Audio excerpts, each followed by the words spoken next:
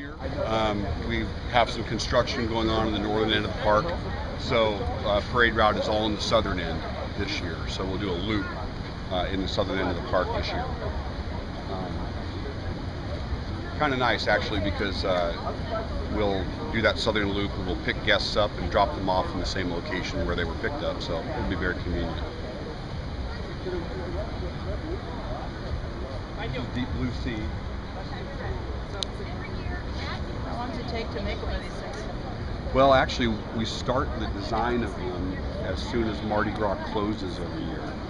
So this year we'll close mid-April. Design will start right about May 1st. So actual physical, then we go through the design process. Physical construction will probably start right around September. And then we're open the 1st of April. There you go. And aside from the 4 that we re-theme every year, every float goes through a repaint, re-glitter, freshen up, cleaning. So even the 8 that aren't redone go through an extensive overhaul. Oh yeah, they'll all be gorgeous and pretty. Now who picks the theme? You have a committee? It's our design team, it's the entertainment design team that picks the theme. And then we work with Kern to refine it. Then of course all the costuming's got to be designed and constructed too. Sure. And that's all done here at Universal. Oh, is it right here? Yeah, we have our own costume fabrication shop. Designs all the costumes and then builds all the costumes here. I had a technical problem. I'm sorry if it was already asked, but the parade route, Yes. with all the construction going on behind Amity, is the parade route the same this year as it has been the last few years? No, we had to redesign the parade route this year. So, which way is it going this year? well, if you're familiar with the park, we call it the southern loop of the park. It'll come out, the parade will come out, excuse me, and return into the same place, the gate right by the Pantages Theater, Okay. which we call the Esoteric Gate. They'll come out that gate, down Hollywood Boulevard, Avenue of the Stars, past the concert facilities, Okay. up New York. So it's not going to go in and out of the Beetlejuice gate? Well, there is no more Amity. Correct. Okay. Correct. And is that the same route that the new parade is going to use in the spring? You know, new parade, we're still working that one out because it's possible it will come in and out of that same gate, or it's possible the new parade will utilize Beetlejuice Gate as well. We're still playing with that one as we go into technical rehearsals with those floats. So that's still a bit of a science project.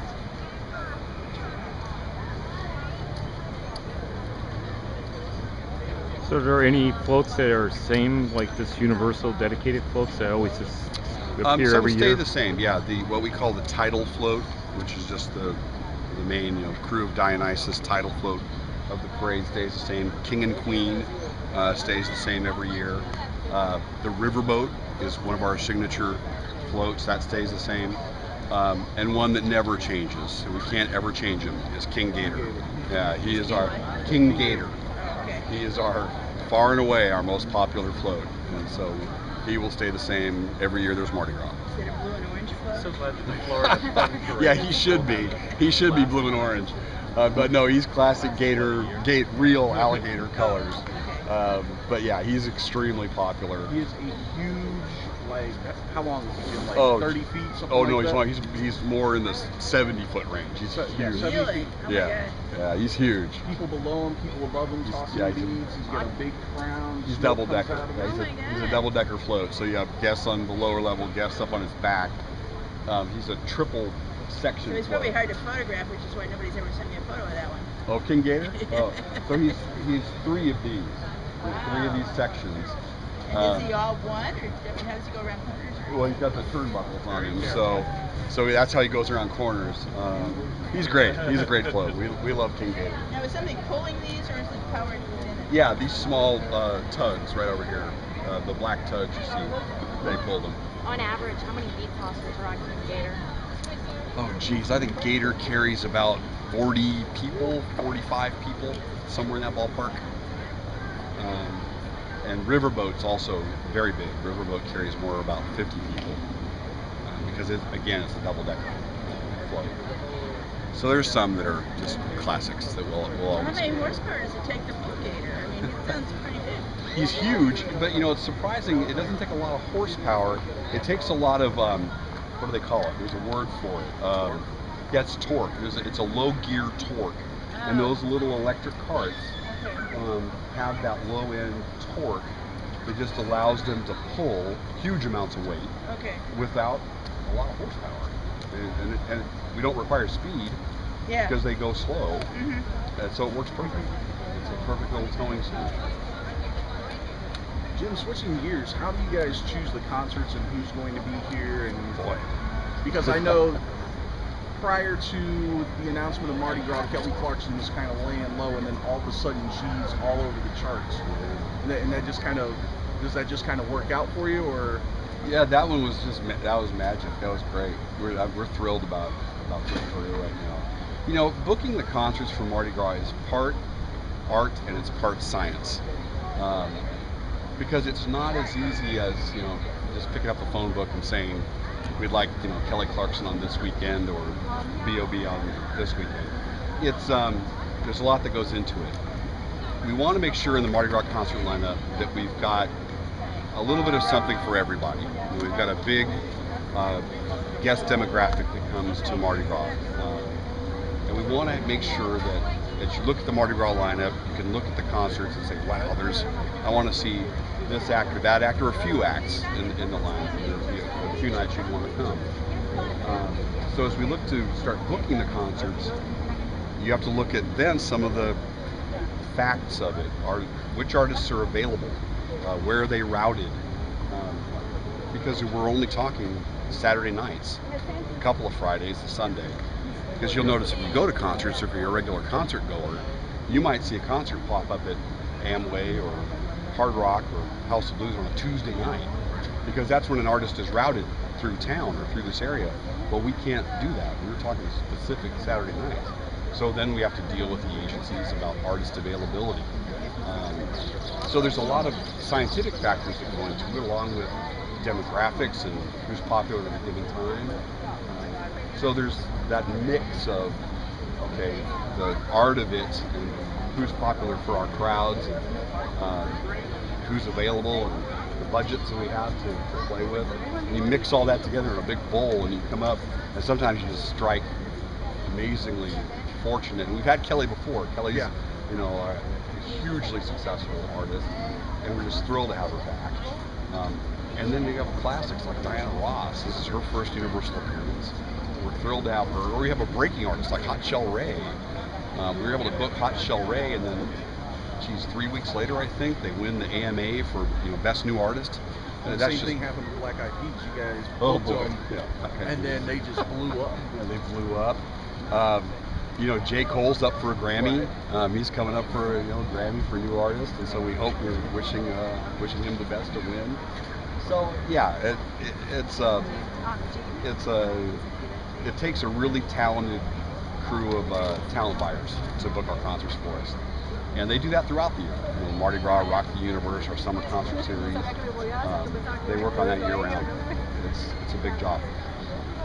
It's a big job. And a big part of your budget then?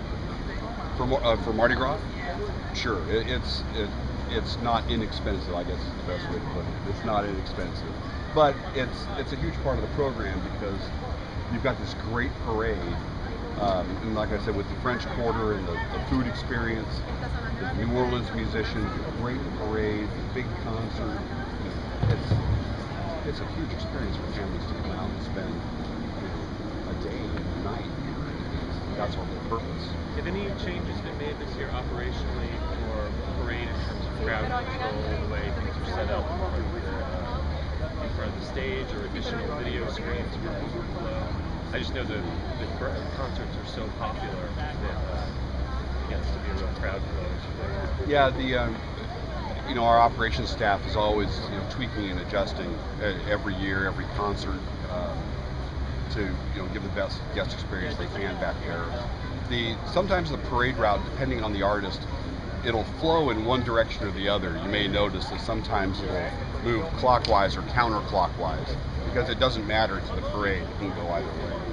And then we have the video screens that go backwards from the music plaza.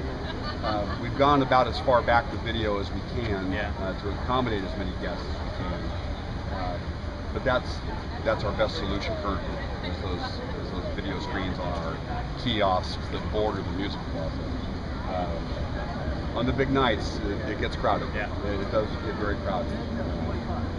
But they're pretty good at it. They've gotten, again, as we have learned the parade business, our operations team has learned that guest flow business pretty well. And I think they've gotten good at managing the big crowds. Have you had to close the park to entry at all? No. Has anybody been that popular? No. It's still pretty good.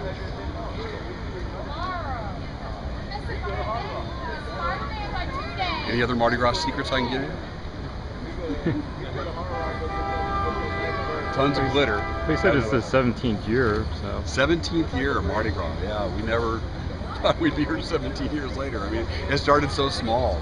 It's like many of our events. It started very small, and now it's just part of our core offering. It's just part of. I mean, we outside of New Orleans, we are Mardi Gras, and we're very proud of that designation. And we're proud of that partnership.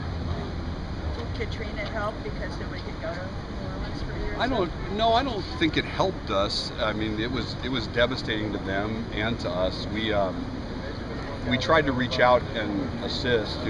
That's when we came up with the concept of taking the musicians that were displaced in the French Quarter after Katrina and could not work. That's when we created our own mini French Quarter and brought them down to play here because they couldn't work. So I don't know. It certainly didn't benefit us, and it certainly hurt them. So we're very proud of that relationship we have with New Orleans and with the Kern family and Kern Industries. So it's the authenticity of the event is really important to us. And I think it's important to guests. It kind of shows in the event, because if you've been to the real Mardi Gras, you certainly feel it here, and if you haven't, you're going to experience it. And I don't think a lot of people who's been to the New Orleans version? Anybody? Yeah. You been to the real one? In the Mobile, actually, it's the first Oh, one. Mobile? Yeah, that's great. I bet that was much calmer. It's nicer. It's not. It's just too crazy. Yeah, it gets a little crazy. Ours is very family friendly, and you don't have to worry about the crazy factor. So it's great. Anything else? Thank you all very much. Thanks for coming out. We really appreciate it. Hey, one quick